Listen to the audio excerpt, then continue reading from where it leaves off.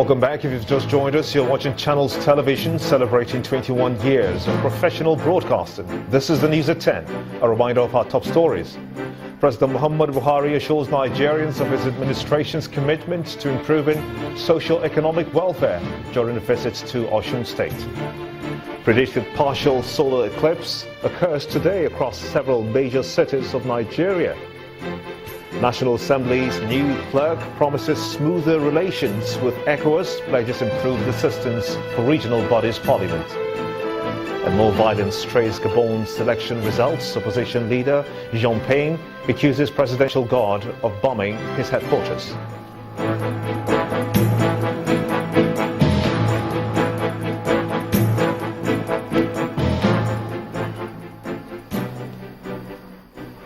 Do remember that all our top stories can be found on our website is channelstv.com and on youtube.com/channelsweb.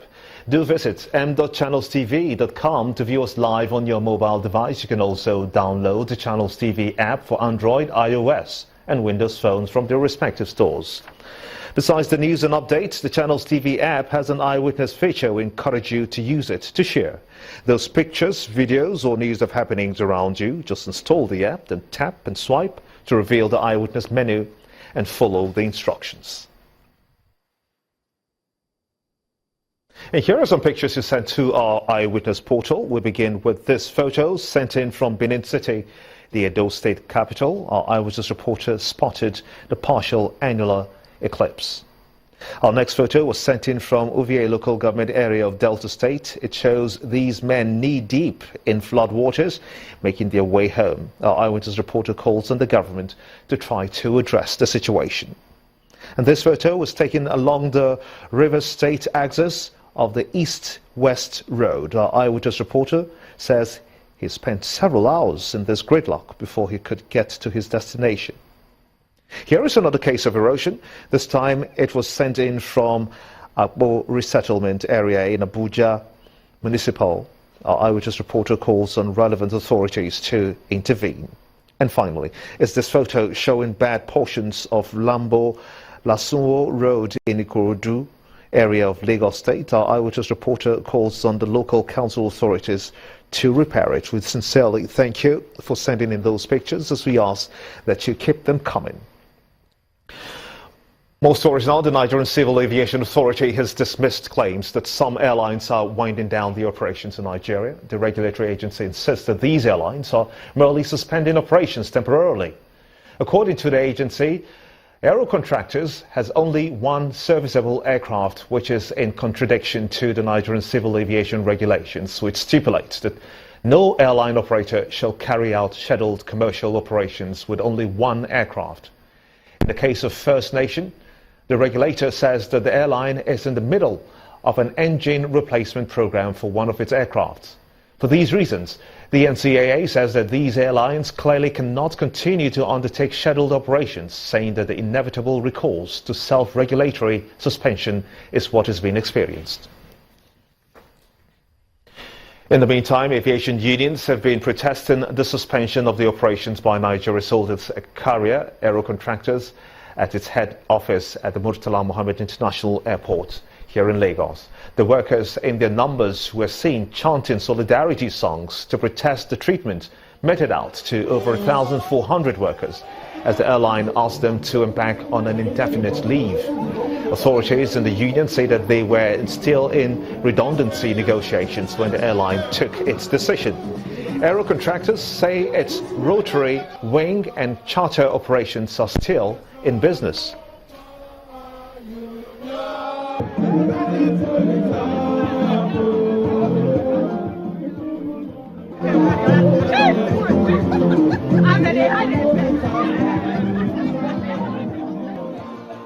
Promoting a smoother relationship between the economic community of West African states and Nigerian National Assembly is one way to improve socio-economic trade relations in West Africa.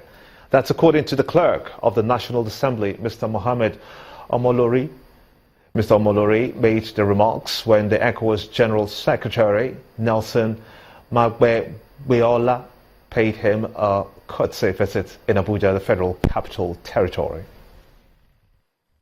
As I said, the ECOWAS Parliament is obviously we need to collaborate with them, and the essence of this visit was to re-establish that idea in the minds of all of us.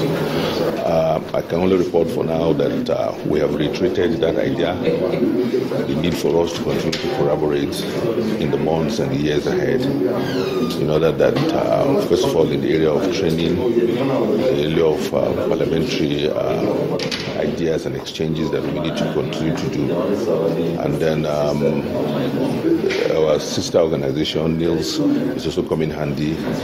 So I think that what we have achieved this morning is to be able to reiterate these facts ourselves and agree on modalities of strengthening the relationships. So I think I can be positive that we'll achieve more cordial relationships for the benefit of the both parliaments.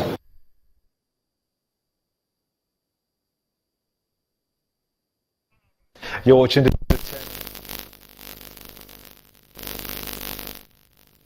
speaking out to our Abuja studios where Gloria Mizwe is standing by to take us through. Gloria. Hello again, Bar. The Nasarawa State Governor, Tanko Al-Makura, has called for an improved percentage sums allotted to people living with disabilities in the policies of government at all levels. He said this at the National Stakeholders Retreat on the implementation of the Sustainable Development Goals.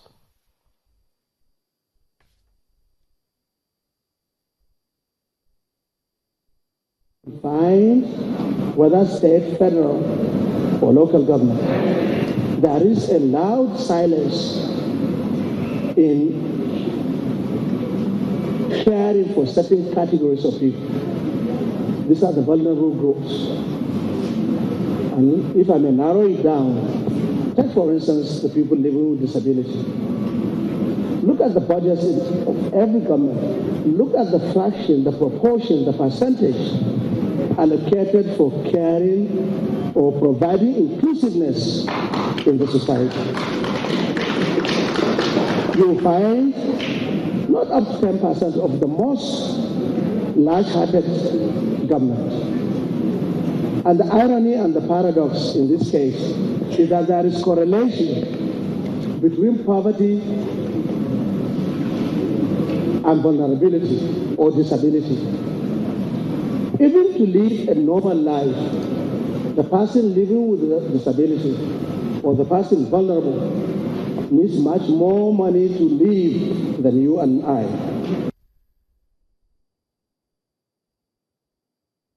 The state authorities in Anambra are getting ready for the floods predicted by the Nigerian Meteorological Agency, especially for states along the coastal line.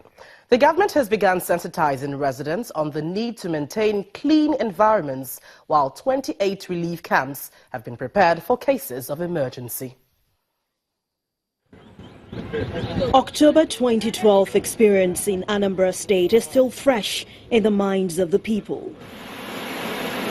The flood came unexpectedly and took the people unawares. The attendant damage, losses and destruction are evident. To prevent another experience, the State Emergency Management Agency is beginning an early warning tour of the councils. There is a high probability of flood. People who are living in the community near the fringes of the River Niger to be conscious of this message and get prepared for any eventualities. The people expressed worry over government's preparedness in ensuring that the camps are ready, and the head of local government administration gives assurances. They are telling us they have IDP camp. How prepared are they in the IDP camp? Or just asking people to go and stay in open field?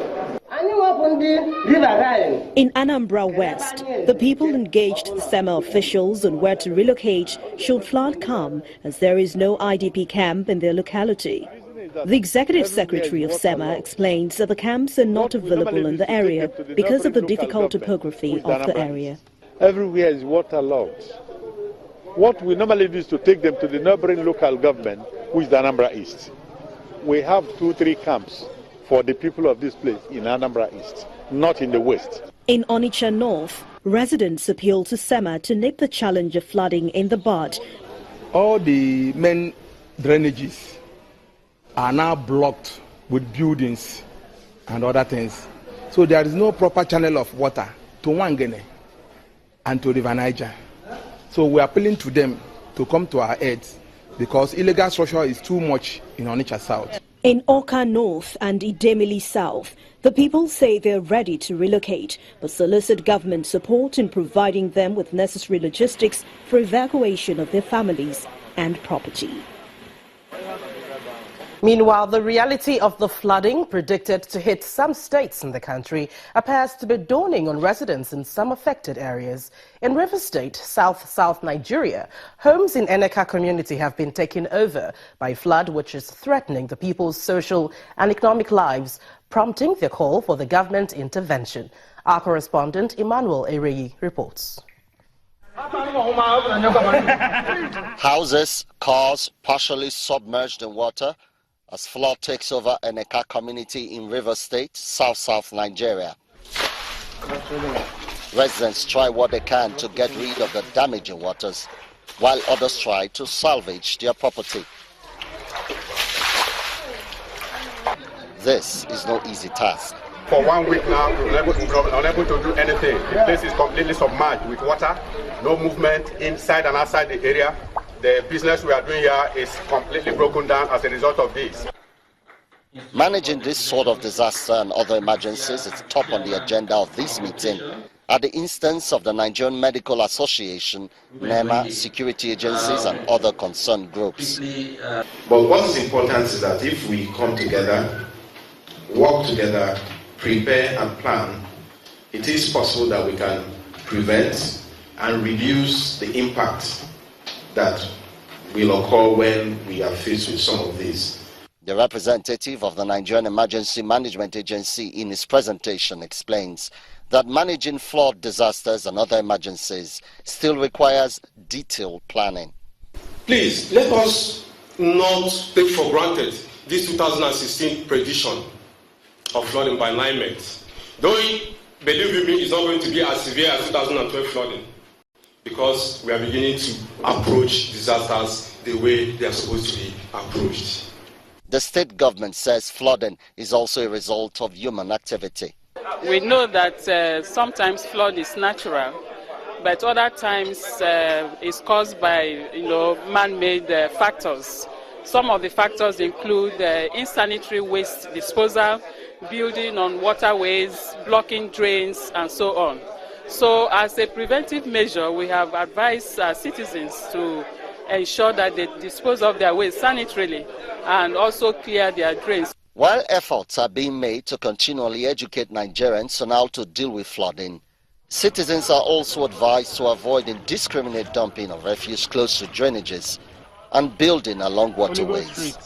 Emmanuel Ereyi, Channels Television News. Well, still ahead on the news at 10, Nigeria's stock market hits 2.5-month high in spite of disappointing second quarter economic report. Well, that's in business news. Let's join us again.